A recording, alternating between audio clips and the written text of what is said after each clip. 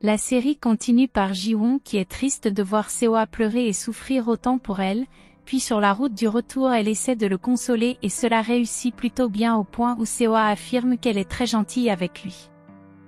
Un moment il lui demande ce qu'elle aime manger et elle répond qu'elle aime manger ce que lui il aime manger, une réponse qui le met mal à l'aise. Ensuite il lui avoue qu'elle n'est pas son genre et qu'il préfère les femmes mûres et elle répond une fois de plus qu'elle est mûre pour son âge, et qu'il pourrait penser plutôt à son âge mental pour l'aimer. Seo-ah sourit après sa réponse et ils s'en vont mais en voulant traverser la route, un camion s'approche et Seo-ah se rappelle de l'accident au point de sortir de la voiture complètement déboussolée, alors Ji-won court le secourir. Pendant ce temps on montre les extraits de comment il a été retiré de la voiture renversée. Le soir, Cho-won et ses parents font une prière à l'honneur de Ji-won. De retour à la maison Ji-won discute avec Ah-jeon, à propos du fait qu'elle ignorait que sa mort était un si grand fardeau pour ses proches. Ensuite on retourne à sa 17e vie où elle était l'oncle malade d'Ah-jeon, et que cette dernière est venue la rejoindre et ils se sont mis à chanter et danser ensemble. Après Ah-jeon lui a apporté à manger en disant qu'elle doit bien manger pour être un joli fantôme, puis Ah-jeon s'est mise à l'implorer de ne pas mourir car elle était sa seule famille. Ji-won lui a fait promettre de ne pas s'inquiéter, qu'elle renaîtra pour revenir la protéger. Ensuite on aperçoit Ah-jeon qui s'en va en pleurant. Nous revenons dans le présent où Ji-won demande à Ah-jeon comment elle a fait pour survivre, et cette dernière répond qu'elle s'est débrouillée, puis qu'elle remercie Ji-won d'être revenu en étant toujours une si bonne personne, qu'elle est heureuse de vivre cette vie tranquille et ordinaire avec elle. Par la suite elles se font un gros câlin. Un moment Ah-jeon lui rappelle que le jour de la mort de Ji-won à sa 18e vie, est le même jour que l'anniversaire de Seo-ah, alors Ji-won se dépêche de partir en courant. Sur la route elle se rappelle de ce jour avant l'accident, et des moments qu'elle a passés avec Seo-ah jusqu'à ce qu'elle lui promette de revenir avant de rendre l'âme. Seo-ah toute seule chez lui, commence à jouer une musique au piano en se rappelant que c'est Ji-won qui jouait à cela en disait que c'est elle qui l'a composé, qu'il devrait en jouer lorsque quelqu'un lui manque. Ensuite il se rappelle de ses autres jours d'anniversaire qui n'étaient que des pleurs. Quelques minutes plus tard Cho-won sonne à la porte, puis Ji-won arrive à son tour et il est surpris de la voir. Ji-won commence à dire les mêmes mots qu'elle utilisait lorsqu'ils étaient enfants et il se rappelle. Ensuite elle lui avoue qu'il l'appelait, ce que Seo-ah trouve étrange car son amoureuse d'enfance avait promis de lui dire cela le jour de son anniversaire. Cho-won vient interrompre leur conversation, et Seo-ah demande à Ji-won de partir en insinuant qu'il a une invitée. À l'intérieur, il demande Cho-won de s'en aller en insinuant qu'il ne fête pas son anniversaire. Elle se met en colère et le réprimande pour la façon dont il la met hors de sa vie, alors qu'elle ne veut que lui venir en aide. Elle s'en va et à l'extérieur elle trouve encore Ji-won, alors elle lui offre le gâteau de Seo-ah. Ji-won lui demande directement si elle aime Seo-ah mais Cho-won ne répond pas exactement, elle demande plutôt à savoir si Ji-won va renoncer si c'est le cas. Par la suite on aperçoit Ji-won qui rentre toute triste et affirme qu'elle croit que Cho-won a des sentiments pour Seo-ah, ce qui désole Ah-jeon qui n'aimerait pas voir les sœurs lutter pour un homme. Ah-jeon propose à Ji-won qu'elle avoue à Cho-won qu'elle est sa sœur ainsi cela pourrait éviter des disputes, mais Ji-won ne pense pas que cela arrangerait les choses. Un moment, Ah-jeon lui demande si elle s'est réincarnée tôt et il s'avère que oui elle s'est réincarnée immédiatement après sa mort et c'est la toute première fois, alors elle conclut que peut-être sa vie a été écourtée et donc qu'elle a sûrement été assassinée. Immédiatement on montre le père de Ji-won qui est complètement saoul, et qui arrive chez le frère de Ji-won pour demander où est sa sœur, ne sachant pas où elle est, il est en colère que son père se couche sur son lit au point d'exiger le numéro de Ji-won. Le lendemain matin Do-yeon arrive au jardin de Cho-won pour l'observer discrètement, puis il s'en va chez Seo-ah.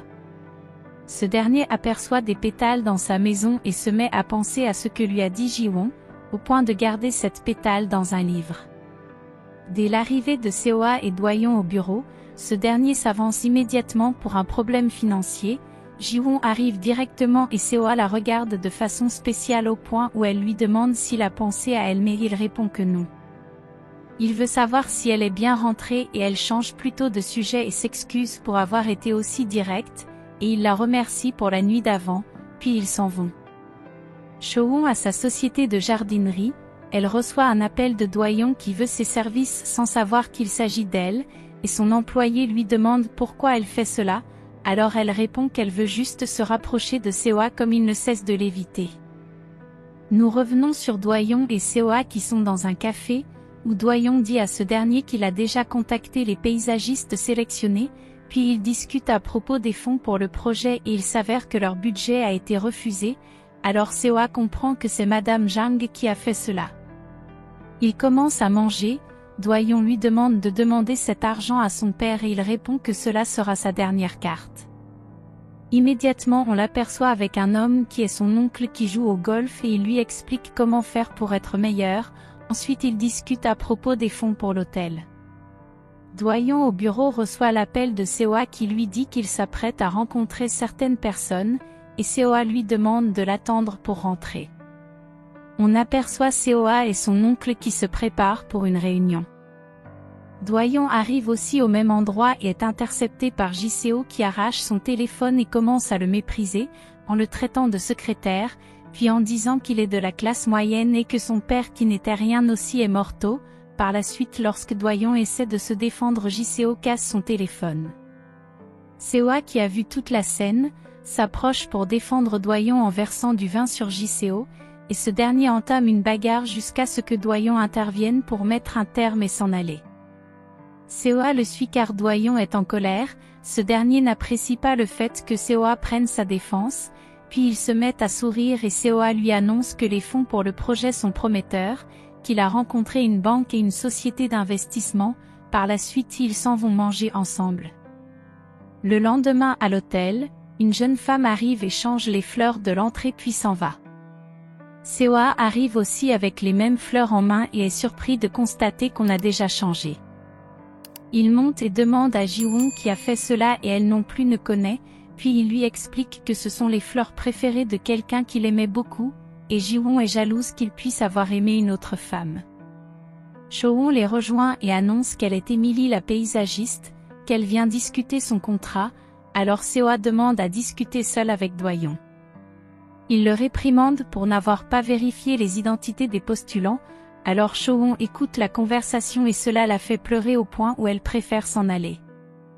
Jiwon la suit et l'intercepte alors Chohon fait semblant d'aller bien, qu'elle voulait juste aider Seoa et Doyon à rénover l'hôtel.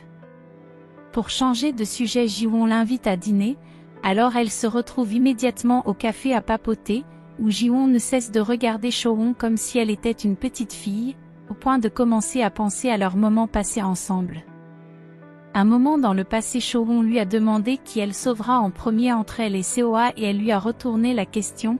Chohon a choisi Seoa en disant qu'elle est triste pour lui parce qu'il n'a plus de maman. Nous revenons sur les filles qui discutent à propos du comportement froid de Seoa, et Chohon se met à parler du coup de foudre qu'elle a eu en le voyant pour la première fois. Lorsque Jiwon y pense, il y avait vraiment rien de spécial, puis avec beaucoup plus d'explications, Jiwon se rend compte que Chohon parle plutôt de Doyon, ce qui la rend heureuse. Chohon continue son histoire en disant qu'elle est tombée amoureuse de Doyon bien avant qu'il ne quitte le pays, et lorsqu'il est revenu ses sentiments ont refait surface, alors Jiwon est ravie de l'entendre mais Chohon prétend qu'elle galère. Elle change à présent de sujet et parle de Seoa, en disant que ce dernier a un fardeau qu'il porte en lui qui est son premier amour qui est sa sœur. Immédiatement on montre ce dernier qui aperçoit la nourriture et se met à penser à Chohon qui le réprimandait pour son comportement. Doyon chez lui reçoit l'appel de Seoa qui lui dit qu'il est inquiet pour son comportement envers Chohon, puis il raccroche et Doyon prend le dîner avec son petit frère, où il annonce à ce dernier qu'ils iront ailleurs l'année prochaine. Un moment Doyon commence à penser au jour de l'enterrement de son père où il a aperçu Chohon et sa famille pleurer aussi pour Jiwon, puis Seoa qui était énormément blessé.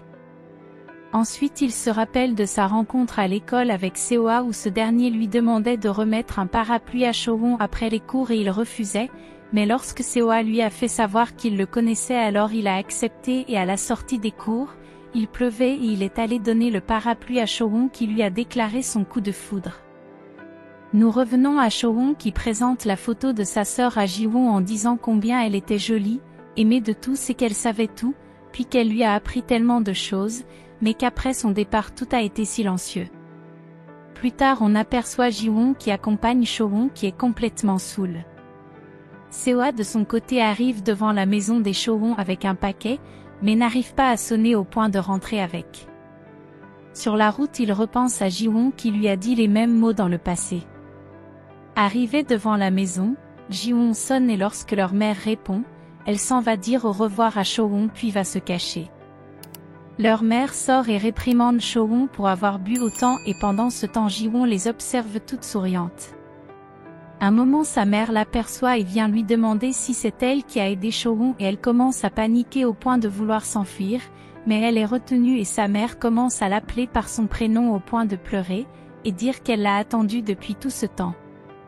Un moment Seo-ah arrive et on constate que Ji-won imaginait juste cela, il s'approche d'elle et elle l'appelle par son prénom ce qui le surprend, il se met une fois de plus à penser à Ji-won enfant qui lui disait qu'elle viendrait lui faire un câlin, car elle veut rester à ses côtés, par la suite il l'appelle aussi par son prénom.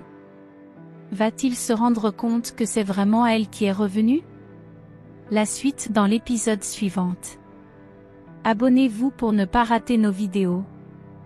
Nous postons une vidéo par jour, alors n'hésitez pas à nous soutenir en partageant la vidéo. Et merci d'avoir regardé.